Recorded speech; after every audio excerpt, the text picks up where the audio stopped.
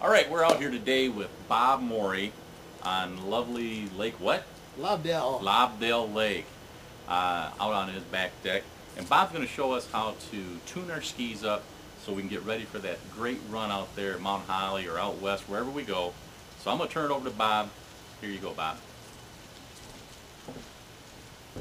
Hi, I'm Bob Morey.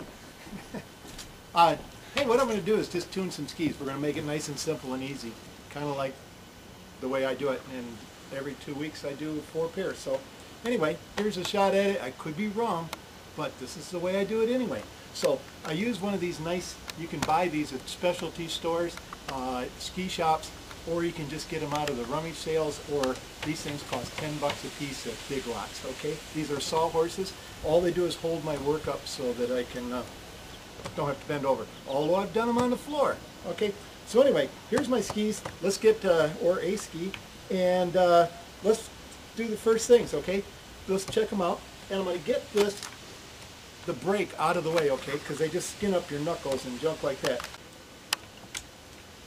Push my brake down, get out of the way, take it around the very end so it doesn't slide off, wind it around a bunch of times just to keep it out of the way, and I'm good, okay? I check the bottoms, and I don't really grind on them. I don't do anything, not since I ruined a pair. So I leave that up to the professionals, like our ski shop in Flint. Anyway, let's just check them for, one is I want to get the dirt off them and the wax and stuff like this. So I take one of these things that you buy for 5 bucks or whatever it is, and you just scrape it down like so. And naturally, this ski is clean already because it is on last year. So I get that all off there, and now I go to work on the edge. I take a look at the edge, you know.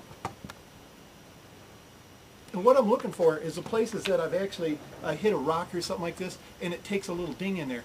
What happens is that little ding is like a little welding. You know the sparks that you see on those kids in the parking lot with their parents' boards and skis? Well, that's like a little welding spot, and that is harder than the steel. So to get that off in there, you can get one of those homes for $1 at dollar bills, or get one of these fancy ones from Harbor Freight. And I just take it over that little spot that's like this, and you grind it down a little bit. And I just take it and take it out of there. And I had a rusty spot from where I didn't wax it in. So that's just, I get that out of there, because if I take my files over the top, they hit that really hard spot and they ruin my file. And it slides over and I don't get them sharp. So anyway, I look for all of those spots. Any little rusted spots, I like to hit with this thing. I want to sharpen those edges because it takes really sharp edges. All right? So I take this thing, I find my file, which way it's going, of these things over the years. I just take this thing and I'm going to work on this edge, and so I take it all the way from tip to tail.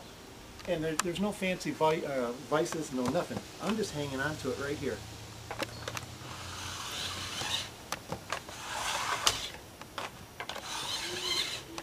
And I run it along.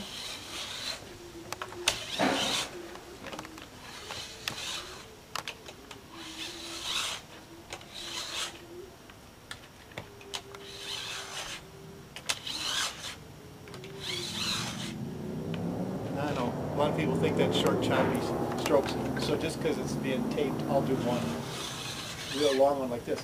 And these things just ride on little wheels. Right along the bottom here.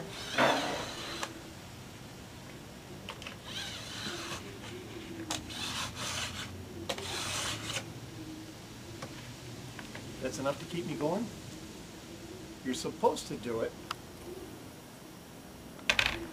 from tip to tail, but